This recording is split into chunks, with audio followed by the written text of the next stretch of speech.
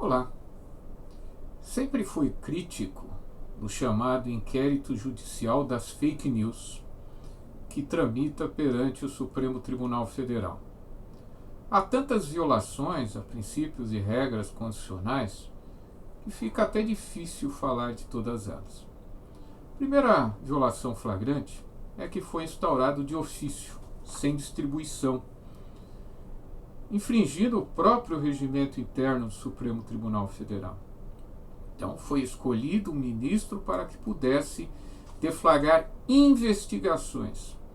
Investigações na fase pré-processual, elas podem ser feitas pela Polícia Federal ou pelo Ministério Público. São esses dois órgãos responsáveis pela investigação de ilícitos penais. São os atores responsáveis pela persecução penal na fase pré-processual. Também instaurou-se um inquérito judicial pela qualidade das vítimas, porque as vítimas, elas não têm prerrogativa de foro. Quem pode ter prerrogativa de foro são os autores dos delitos. E muitas das pessoas que, em tese, teriam praticado determinados delitos, não tem foro, não tem prerrogativa de foro no Supremo Tribunal Federal. Também foi instaurada uma investigação, no primeiro momento, alijando o Ministério Público dela. Tanto que a própria Procuradora-Geral da República, à época, a doutora Raquel Dodge, promoveu o arquivamento desse procedimento por ser absolutamente inconstitucional.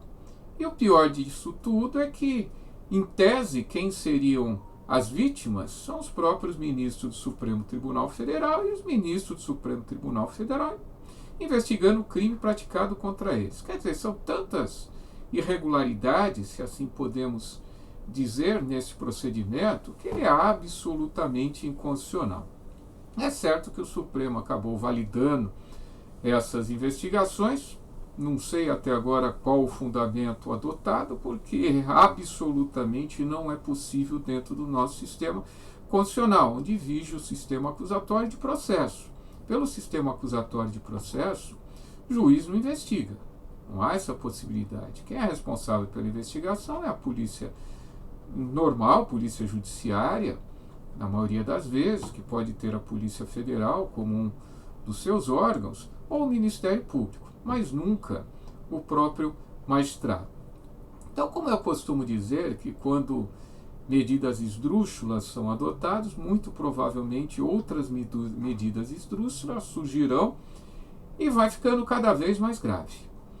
E não é que o presidente do Superior Tribunal de Justiça instaurou uma investigação semelhante, tendo por paradigma o inquérito judicial do Supremo Tribunal Federal. E lá no Supremo Tribunal Federal, muitos dessas investigações levaram em consideração provas ilícitas, provas fruto de ilicitude flagrante. Só que lá, essas provas, elas foram utilizadas em favor do réu. Agora, no Superior Tribunal de Justiça, instaura-se um procedimento utilizando-se provas ilícitas contra os réus. E eu estou falando das mensagens criminosamente hackeadas, aquela que todos nós estamos cansados de saber, porque todo dia sai a conta-gota alguma coisa. Então, são mensagens frutos de hacker. Hacker é crime, hackeamento é crime, que acabaram captando conversas entre os procuradores da República no âmbito da Operação Lava Jato e algumas conversas dos procuradores da República com o então juiz Sérgio Moro.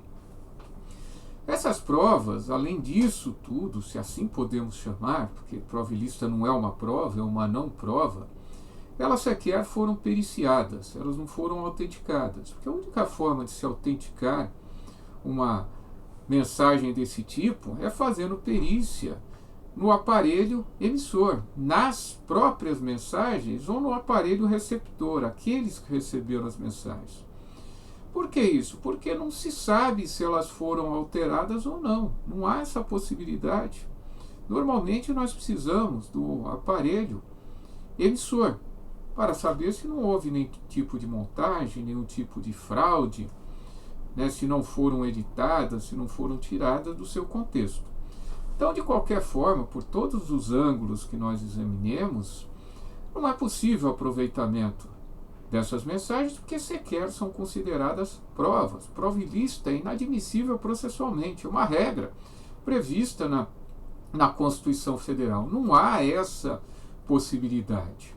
A doutrina admite o aproveitamento de prova ilícita em favor do acusado, em favor do réu, porque o confronto entre o direito à intimidade, que é o que foi violado, o direito à liberdade, que é o que está em jogo, prevalece direito que é mais amplo.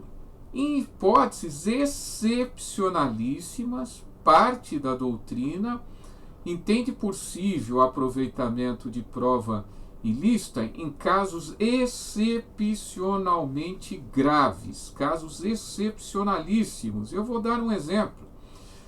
Um perigoso sequestrador homicida, uma pessoa extremamente perigosa, assassina, que já matou muita gente, é flagrado numa interceptação telefônica considerada ilegal. Por um motivo qualquer, ela é considerada ilegal. O que se faz numa situação dessa? Absolve-se o sequestrador esse que muito provavelmente vai continuar sequestrando, vai continuar matando, ou condena-se em homenagem ao princípio da segurança pública. Todos nós temos direito à segurança, à preservação da segurança pública, o direito à segurança pública, melhor falando. E a situação ela pode ficar ainda mais complicada quando, por meio dessa interceptação telefônica, chega-se ao cativeiro, prende-se todo esses sequestradores, inclusive esse sequestrador sanguinário que já matou muita gente, que mata os sequestrados. Ele confessa, a vítima do sequestro reconhece todo mundo. Como que se faz numa situação dessa? Despreza-se todas essas provas, porque oriundas de uma prova ilícita? Então, o princípio da proporcionalidade, em situações excepcionalíssimas dessa, que são situações praticamente inexistentes, em tese, segundo quem assim defende, poderia ser empregadas essas provas. As provas poderiam ser admitidas, porque não há outra forma de se demonstrar o ilícito. Mas nós não estamos falando disso. Nós estamos falando de uma invasão tão profunda da intimidade, que chegou até o presidente da República. E se nós formos chancelar esse tipo de prova, nós teremos hackers profissionais procurando provas para que determinadas pessoas acusadas ou investigadas busquem nas conversas dos seus investigadores, dos acusadores, ou até de magistrados, ou até mesmo ministros, situações para poderem anular esses processos. Então, é algo extremamente perigoso diante da magnitude que nós temos da violação dessa intimidade, até de altas autoridades do governo. Então, não há menor chance, principalmente porque essas mensagens não foram validadas. Mas com base nessas mensagens criminosamente hackeadas, instaura-se um procedimento à similitude do que aconteceu no Supremo Tribunal Federal. Sem requerimento do Ministério Público, pelo contrário, o Ministério Público é contra, entende que não pode ser instaurada, a prova é absolutamente ilícita. O próprio investigador é a vítima, então a vítima está investigando crimes praticados contra si, e além disso tudo, sem a intervenção do Ministério Público, violando o sistema acusatório de processo, porque pelo sistema acusatório de processo, o magistrado não investiga. E a situação ela pode ficar ainda mais complicada se forem expedidos mandados de busca, se forem determinadas medidas cautelares, até mesmo expedidos mandados de prisão. Ora, o aproveitar prova ilícita contra o réu, contra o investigado, sabendo dessa ilicitude, é crime de abuso de autoridade. Não é possível fazê-lo. Então a situação é muito complicada. A situação é muito delicada, porque instaura-se um procedimento absolutamente ilegal, absolutamente inconstitucional, sem a intervenção do Ministério Público. O Ministério Público é contra, aproveitando-se provas ilícitas contra o réu, provas não autenticadas. Então a arbitrariedade numa situação dessa é flagrante, é patente. Nós temos um constrangimento ilegal evidente. Só espero, sinceramente, que não sejam expedidos mandados de busca, prisões temporárias, porque a situação vai ficar muito mais complicada. E vejam que os procuradores da República, eles possuem prerrogativa de foro não no Superior Tribunal de Justiça. Eles devem ser investigados no Tribunal Regional Federal. Por que então não se requisitou essa investigação à Polícia Federal, ao Ministério Público, dentro do nosso sistema constitucional? Ou será que se suspeita que o Ministério Público, a Procuradoria da República, não ia investigar esses fatos? Obviamente não iriam empregar essa prova, porque a prova é ilícita. Ela não serve como supedâneo de uma investigação, como contra membros do Ministério Público, principalmente. Então nós temos de umas pessoas, os investigadores, os procuradores da República, que fizeram um enorme bem para o país, na Operação Lava Jato, barataram a maior organização criminosa, corrupta que já tivemos aqui. De repente, eles viram acusados. Situação semelhante que ocorreu na Operação Mãos Limpas no ano de 1990. Lá aconteceu a mesma coisa. Parece que agora está se repetindo aqui no Brasil.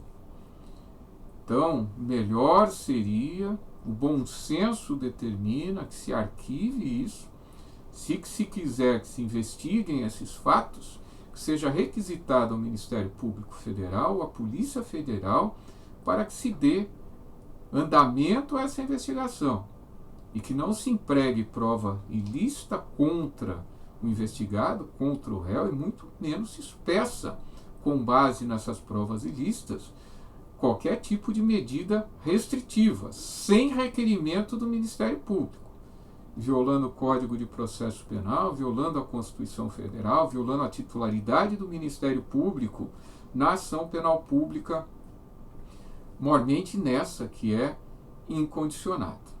Espero, sinceramente, que seja arquivado e que o bom senso seja restabelecido. Abraço a todos.